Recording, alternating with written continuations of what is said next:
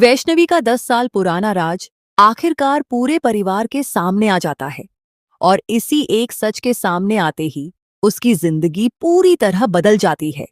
जिस रिश्ते को लेकर घर में खुशियों का माहौल था, वही रिश्ता अब टूटने की कगार पर पहुंच जाता है।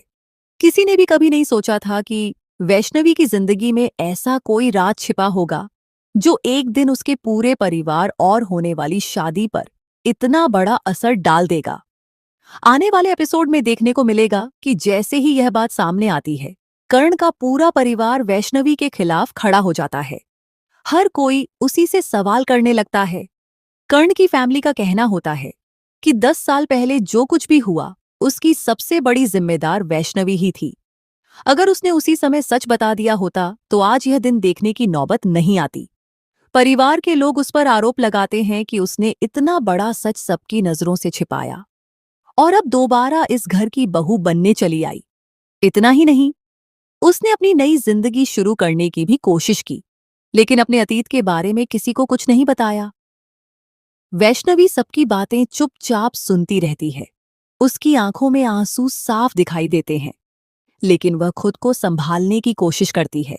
वह जानती है कि अगर अभी उसने कुछ भी गलत कहा तो हालात और भी बिगड़ सकते हैं। दूसरी तरफ कर्ण का गुस्सा लगातार बढ़ता जा रहा होता है। वह बार बार यही कहता है कि जिसने अपने अतीत की इतनी बड़ी सच्चाई छिपाई हो, उस पर कोई कैसे भरोसा कर सकता है। उसके अनुसार रिश्ते की नींव विश्वास पर टिकी होती है और जब विश्वास ही टूट जाए तो रिश्ता भी ज्यादा देर तक नहीं टिक सकता। लेकिन तभी गौतम आगे आता है और पूरे परिवार के सामने वैष्णवी का साथ देता है। वह कर्ण से कहता है कि किसी भी लड़की के साथ इस तरह सबके सामने ऊंची आवाज में बात करना बिल्कुल गलत है।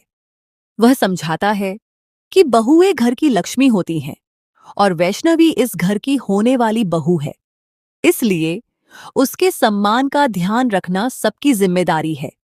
गौतम की बात सुनकर कुछ पल के लिए पूरा माहौल शांत हो जाता है, लेकिन कर्ण इस बात को मानने के लिए बिल्कुल तैयार नहीं होता।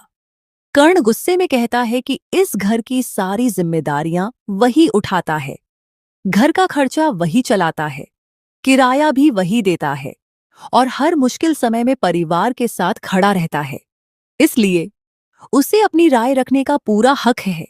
वह कहता है कि अगर उसे कोई बात गलत लगती है तो वह उस पर सवाल जरूर उठाएगा।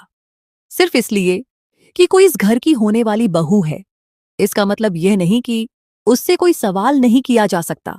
गौतम भी बिना डरे कर्ण को जवाब देता है। वह कहता है कि घर चलाने का मतलब यह नहीं कि इंसान दूसरों की जिंदगी के फैसले भी लेने लगे।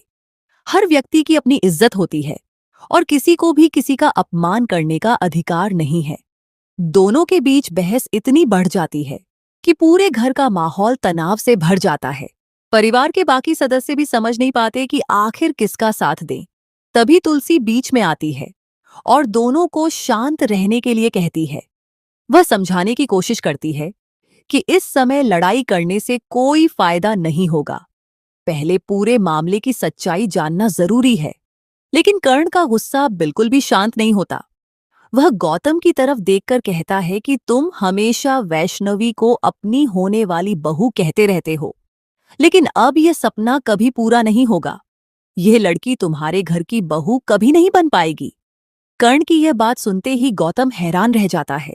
वह पूछता है कि आखिर तुम इतनी यकीन के साथ ऐसा कैसे कह सकते हो?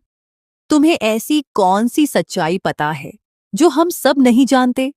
तभी कर्ण पूरे परिवार के सामने 10 साल पुराना राज खोल देता है। वह बताता है कि रियो और वैष्णवी का एक बेटा भी था। यह बात सुनते ही पूरे घर में सन्नाटा छा जाता है। किसी को भी अपने कानों पर विश्वास नहीं होता। परिवार के सभी सदस्य एक दूसरे का चेहरा देखने लगते हैं।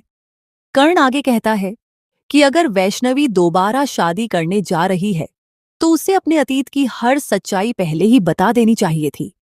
आखिर उसका बेटा इस समय कहाँ है? उसके साथ क्या हुआ? उसने इतने सालों तक इस सच को सबसे क्यों छिपाकर रखा? क्या उसे नहीं लगा कि एक दिन यह बात सामने आ ही जाएगी?